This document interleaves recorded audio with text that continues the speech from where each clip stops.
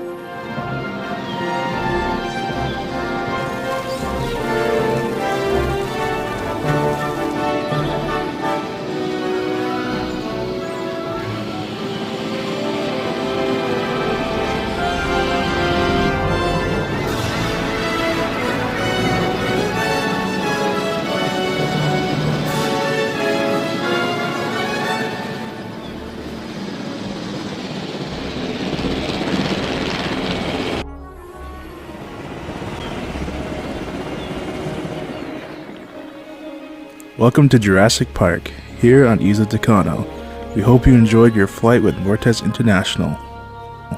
Feeling a little drained? No problem. Take a moment to adjust to the warm, dense jungle environment. Enjoy a flavorful, fruity beverage before heading into the Welcome Center to verify your tickets. You'll also receive a visitor's pass here. If you happen to lose your visitor pass, there's no need to panic. Simply consult a member of our knowledgeable staff to receive a new one. Once departing from the Welcome Center, you'll find numerous signs posted about the park to help you navigate around. Your first priority should be getting settled into your Safari Lodge. The Safari Lodge offers a cozy and secluded night's rest, giving you the feeling of sleeping in a prehistoric jungle. Each lodge has 2 rooms and a personal cafe, serving complimentary breakfast and refreshments daily. While not relaxing in the Safari Lodge, you can enjoy the beautiful cliffside view of the lagoon. We hope to introduce prehistoric marine life to the lagoon for our guest enjoyment one day. Now that you know where you'll be sleeping tonight, let's take a brief detour far from the visitor center to visit Backer Town. This town serves as the backbone for all operations on Isla Tacaño. Every member of staff on the island resides here at night. This is also where the island's geothermal power plant is located. Here, the boiling energies beneath the island are harnessed into raw power to keep the lights on around here. Moving towards to the back of the town, you'll find the engine administrative building. It is here that the personnel check into the town and maintain constant communication with the worker village on Isla Nublar and engine headquarters in Palo Alto, California. Next to the engine administration building are special pens for housing the island's livestock to feed our ever-hungry carnivores. Next to the livestock paddocks lies an entrance to the park's service roads, where our rangers can move freely in and out of the numerous animal enclosures without disturbing the animals or your safari experience. Speaking of your safari experience, let's move on to the final stop where the safari adventure really begins. This is our multi-level visitor center, the central hub of guest activity here on Isla Tacaño. Within the 3 central rotundas, everything you'll need can be found. Visit the Mr. DNA ride, where you can witness the actual labs and scientists resurrect the animals of Isla Tacaño. You also visit the control room, where every facet of the park is monitored and managed by the staff. We also provide fine dining here at Les Gigantes.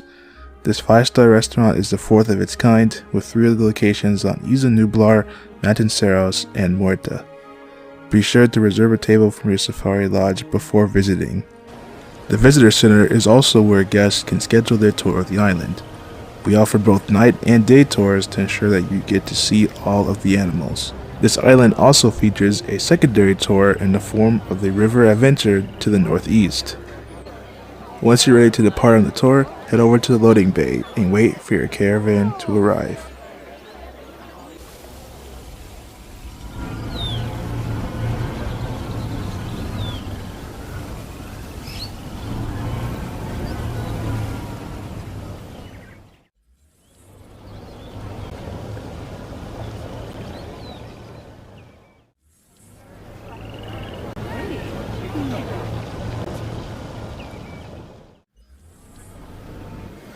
These will be your transports for the afternoon. Jurassic Park delivers guests a safari experience like no other with our fleet of electric, self-guided Ford Explorers, allowing a safe, comfortable, and exciting ride. Climb aboard and get situated as the tour will begin momentarily.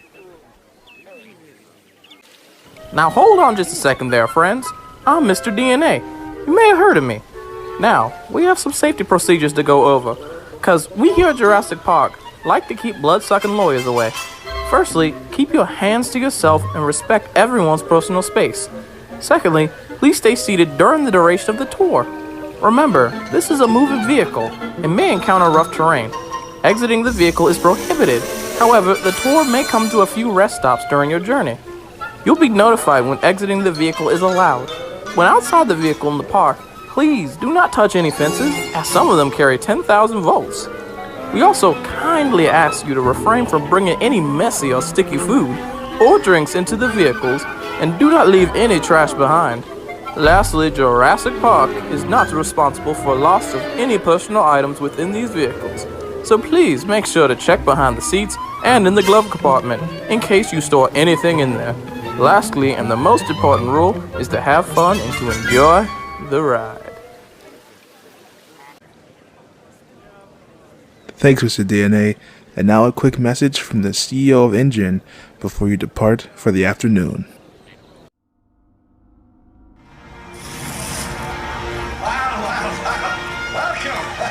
Welcome one and all to Jurassic Park. Unique world of adventure unlike anything you've ever experienced before. I should explain. I'm John Hammond, the owner and creator of this magnificent enterprise. By this time, I'm sure you're quite aware that Jurassic Park refers to that time in history, the Jurassic period, when dinosaurs roamed the world. Here at Jurassic Park, we've created the world's largest man-made living laboratory devoted solely to the study of dinosaurs. At the park laboratories, scientists and geneticists are at work on the process of cloning the selected dinosaurs that will live in our park. A miraculous feat of bioengineering. At central control, our nerve center for the entire site, every creature is monitored on a continual basis. Nothing is left to chance. And in the field, our park rangers are constantly watching the area, communicating directly with central control at all times, and patrolling the site to ensure guest comfort and safety. And at the boat launching area, that's where you're headed, each and every boat is in continual radio contact with the home base and central control as well. So now prepare yourselves for the adventure of a lifetime as you journey into the world of the dinosaurs on our Jurassic Park adventure. I guarantee you, nothing has prepared you for the adventure ahead. So, from all of us, to all of you, well, thanks for coming, and have a wonderful day at Jurassic Park!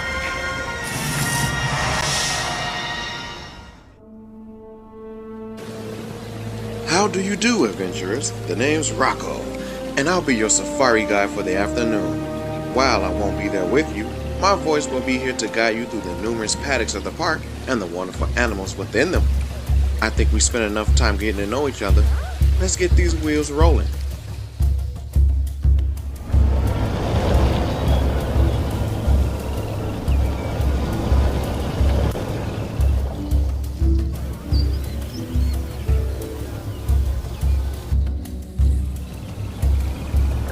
The appropriate information will be automatically selected for you on the screen. Please just sit back, relax, and enjoy the tour. Please be sure to turn off the flash on your cameras, however, and no shouting when outside the vehicles in the park. You are now entering the lost world of the past, a world in which amazing creatures, big and small, rule the earth. A world in which you are privileged to see today. Welcome to Jurassic Park.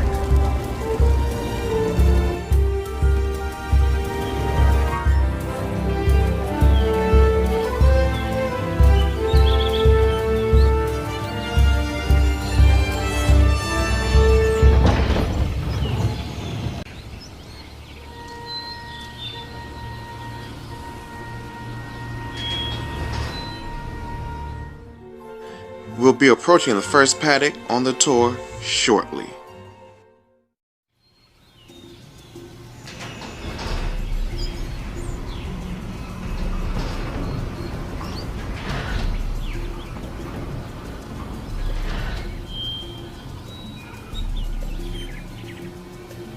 If you look around us, you'll see we are surrounded by strange, ostrich-like animals. These strange animals are known as Archaeornithomimus. This is a genus of ornithomimid dinosaur that originated from late Cretaceous Asia. Its remains have been found in Uzbekistan and Mongolia. At the time of its discovery in 1972, it was the oldest known of the Ornithomimidae family from the late Cretaceous around 70 million years ago. But newer discoveries have since pushed the family back much earlier to the Cretaceous. Archaeornithomimus shares many traits seen in other members of its family like Gallimimus, with long legs with fast running and a long stiff tail to act as a counterbalance. While a skull of this dinosaur hasn't been found yet, it was presumably toothless like other ornithomimids.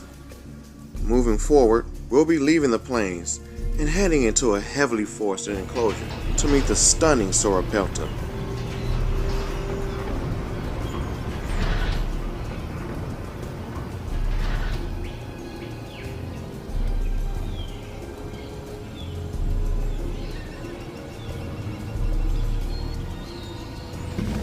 Sauropelta is a genus of nodosaurid dinosaur that originated from early Cretaceous North America. The earliest known genus of nodosaurid, as well as the most well understood, Sauropelta has some of the most well-preserved specimens to date. This animal once lived in the Cloverleaf Formation, which had wide floodplains around rivers that were covered in forests. Grasses would not evolve until later in the Cretaceous, so Sauropelta and other early Cretaceous herbivores' diets would consist of conifers and cycads. Like all nodosaurs, it had bony armor running from its head to the spikes tips of its tail. Though Sauropelta also had unique spikes on its neck, these large spikes may have been an adaptation to ward off predators, such as Acrocanthosaurus and Deinonychus. Speaking of Deinonychus, this is the first carnivore on today's tour.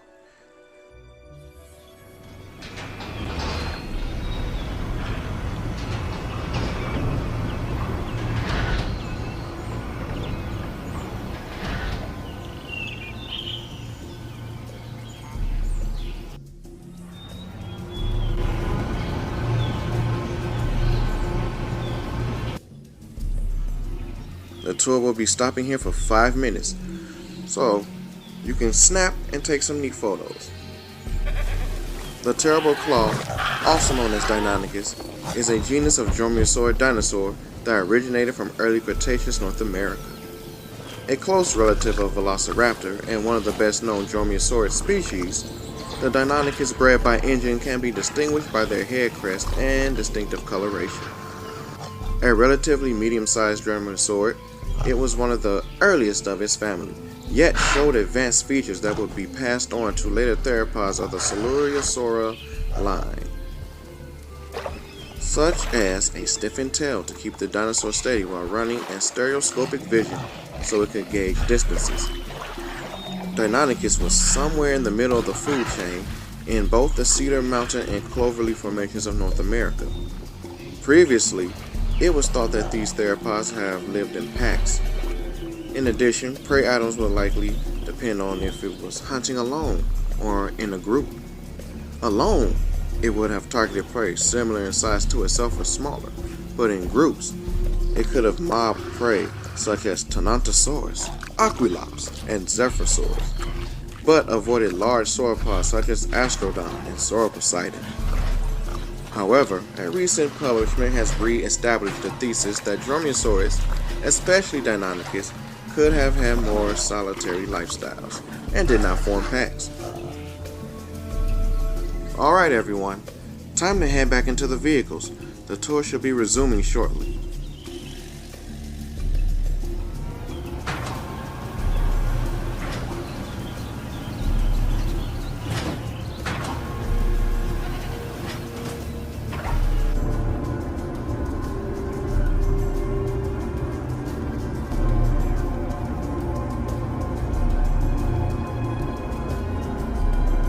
We'll be approaching the second to last portion of the tour momentarily.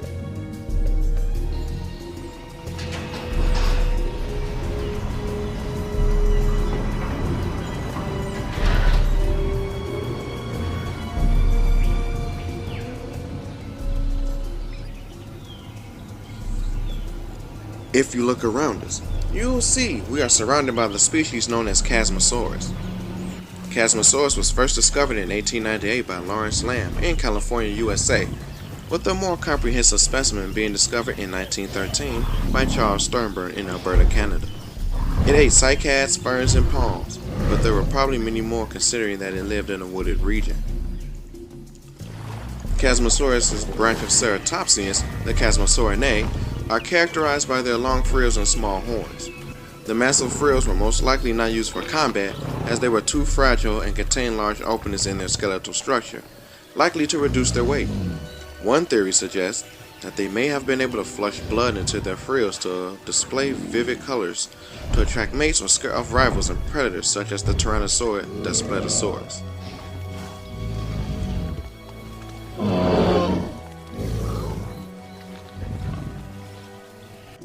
Moving forward, we'll be entering a large savanna to greet some spectacular sauropods.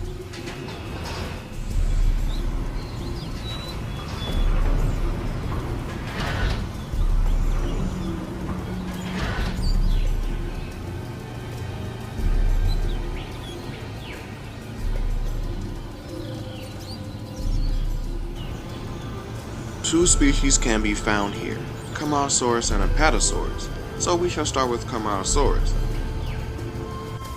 Now Camarasaurus is a sauropod from the late Jurassic period, and its remains have been found in the famous Morrison Formation in North America. Camarasaurus was a medium-sized sauropod for the time, not the largest, but not the smallest, and one of the most common. There are two branches of sauropod present in the Morrison Formation at this time, the Diplodocidae such as Apatosaurus and the Macronaria. The Macronaria can be identified by their boxy heads and more stocky and sturdy bodies, compared to the long horse-like faces and elongated necks and tails of the Diplodocidae.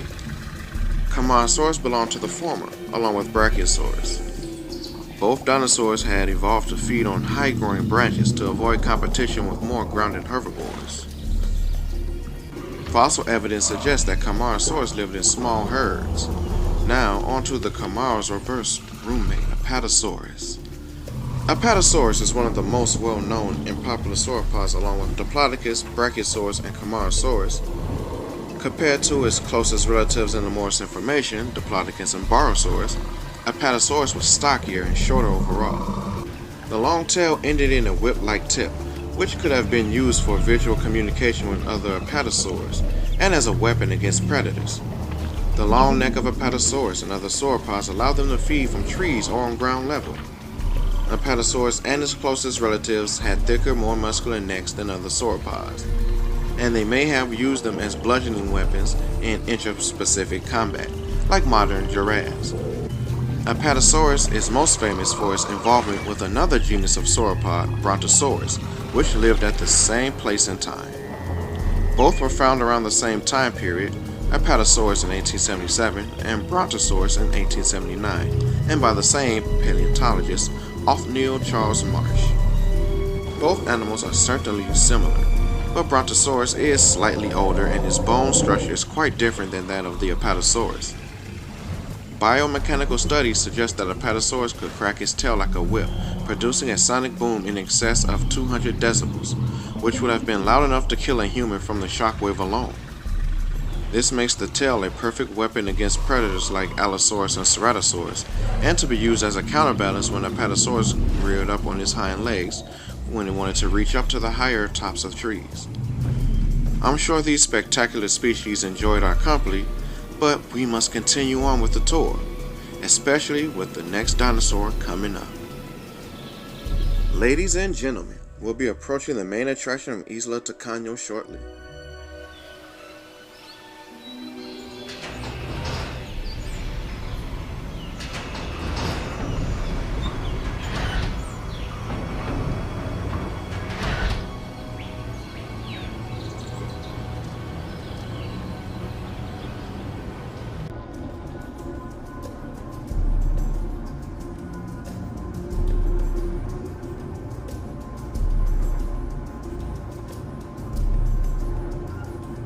We have arrived to our second rest stop on the tour.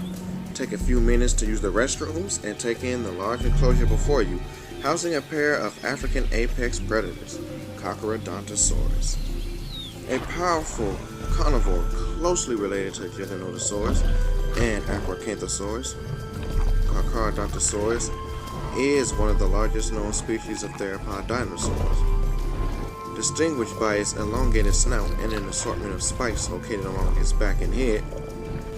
In comparison to Giganotosaurus, the Carcharodontosaurus has a narrow profile with a snout which tapers to a point. Its jaws are equipped with serrated razor-sharp teeth that strongly resemble the teeth of a great white shark, which gives the Carcharodontosaurus its name and why it was named after the scientific name of the great white shark, Carcharodon carcharius. Carcharodontosaurus lived from 112 to 93.5 million years, alongside other African dinosaurs in the early Cretaceous period, such as the ornithopod Ouranosaurus, the sauropods Parallel Titan and Egyptosaurus, the abyssosaurid Rugops, the large Spinosaurid Spinosaurus, as well as the crocodiliform Sarcosuchus. The original Carcharodontosaurus fossil specimens were destroyed during World War II. However, during the 1996 fossil expedition in Morocco, paleontologist Paul Sereno found new fossil material comprised of Carcharodontosaurus skull fragments. We all owe Mr. Sereno our gratitude for rediscovering this awe-inspiring carnivore.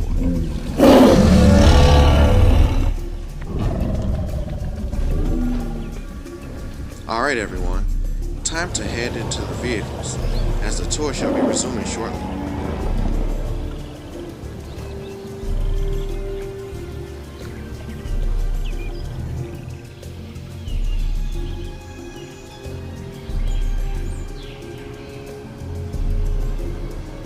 For now, sit back and relax as we'll be ascending back up the valley to visit the last paddock on our tour.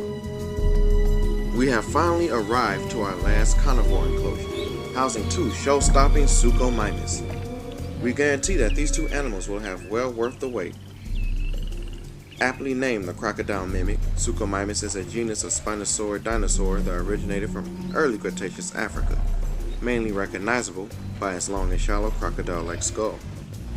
Suchomimus lived in an inland habitat of extensive freshwater floodplains and fast-moving rivers, with a tropical climate that likely experienced seasonal dry periods. Suchomimus lived in Niger during the early Cretaceous period, one of the largest of the Spinosaurid family, overshadowed only by Spinosaurus. The diet of Suchomimus mainly consisted of fish caught from deltas and rivers, small to medium-sized dinosaurs and scavenged animals, as its narrow jaws were too fragile for tackling large prey. Like Spinosaurus, Suchomimus had a raised vertebrae which supported a small fatty hump, which seemed to have been a common trait in many Spinosaurs.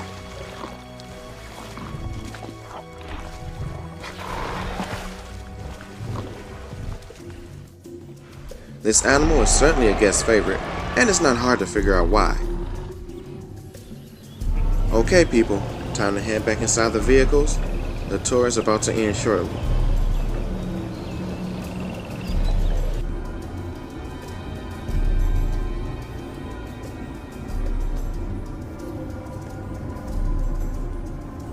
I hate to say this to everyone, but this is the end of our safari tour. We hope you enjoyed this relaxing cruise through time in your river adventure.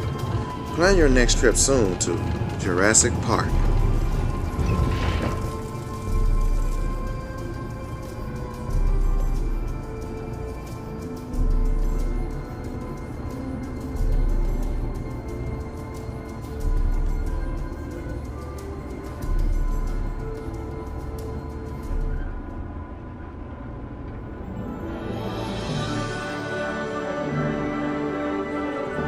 See, I guaranteed that you'd enjoy the tour, and I see that you did. However, this isn't the only one you'll be taking part in today. Shortly, we'll be heading to an isolated lagoon near the northeastern coast of the island. Isla Tacaño features an automated shuttle service for guests on the island. Climb aboard and get comfortable.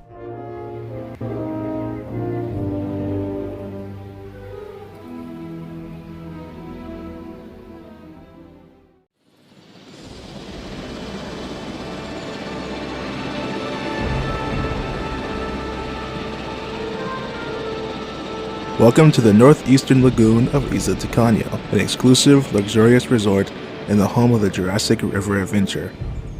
This section includes its own heliport, hotels, and amenities. Whilst there isn't a worker village present here, there is a ranger outpost.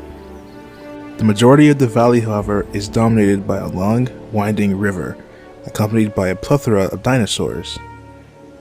So why don't we take a cruise through a Jurassic jungle river? The rules and expectations for guests traveling on this attraction still apply from the Safari Adventure Tour. Alright, I won't be holding you up any further. Enjoy the tour.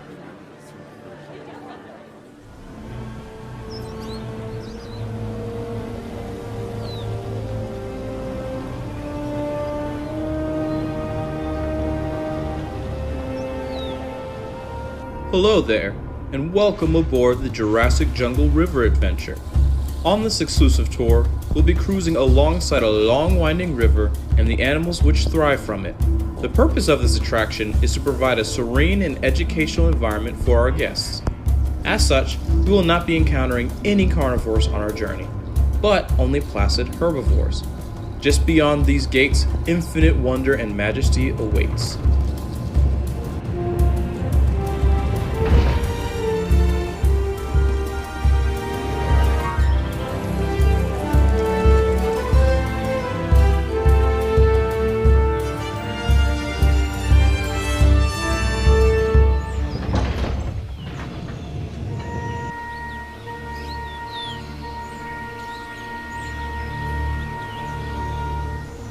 Ah yes, our first stop takes us to North America during the late Cretaceous, where we'll meet the spiky Stygimoloch.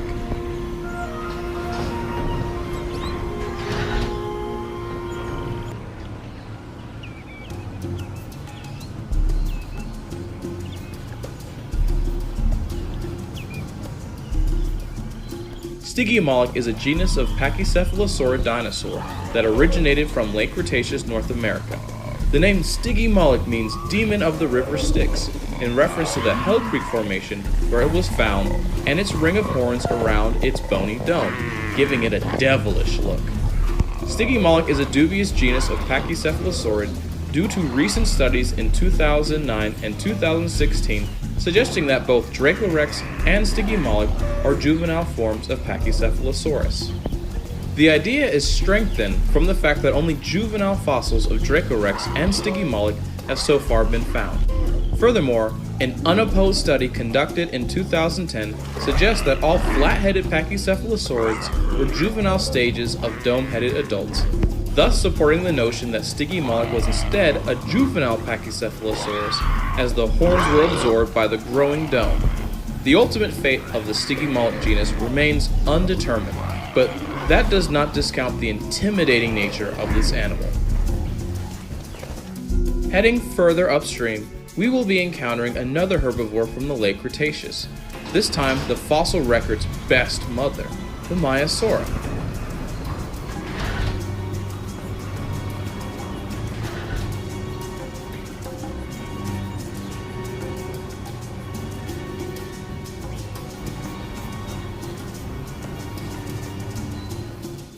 Maiasaura lived in Montana in the late Cretaceous period.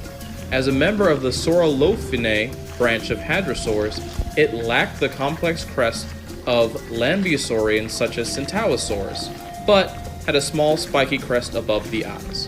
The first specimens of Maiasaura was an enormous nesting colony discovered between 1978 and 1979 in an area known as Egg Mountain in the Two Medicine Formation.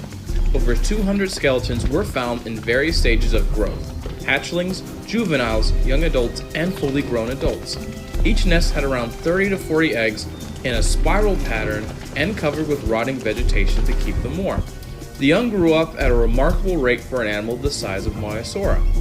For, by the time they reached 1 year old, they could leave the nest, suggesting they were warm-blooded. However, despite the fact that they had left the nest, they were still tended to by the adults. Because of these qualities, it dispelled the old notion that dinosaurs didn't care for their young, and which gave the Maiasaura its name, meaning good mother lizard.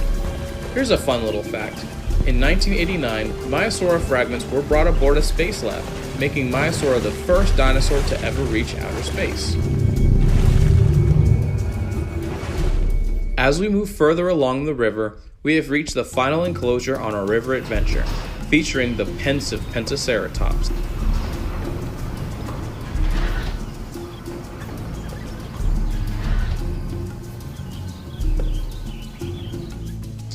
This five-horn-faced animal is a genus of ceratopsid dinosaur that originated from late Cretaceous North America and was first discovered by Charles Hazelis Sternberg in 1921 near the San Juan Basin in New Mexico. Working on commission for the Swedish Uppsala University, Sternberg recovered a skull and rump specimens, PMU R.200 and PMU R.286, at the Myers Creek near the Kimbeto Wash in a layer of the Kirtland Formation. Later, in 1922, Sternberg began a dig in the fossil forest of San Juan County, New Mexico, where he discovered a complete skeleton of the dinosaur.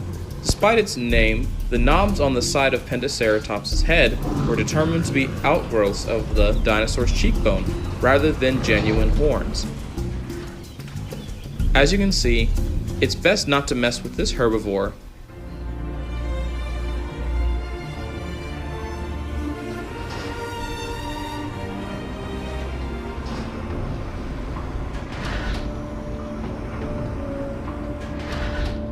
And that, my friends, concludes this river adventure here on Isla Tacaño. We hope you've learned something while on this serene journey. The entertainment, however, doesn't stop here, as these gates will always remain open until you return to Jurassic Park.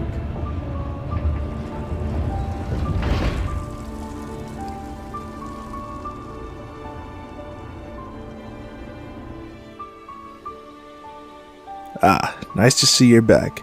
I know you had a wonderful time on the tour here in the northern side of the island. Unfortunately, that is all we have to offer here on Isla Tacaño. Yet another adventure is coming to a close, but you're always welcome back. Head over to the heliport where your chopper is waiting.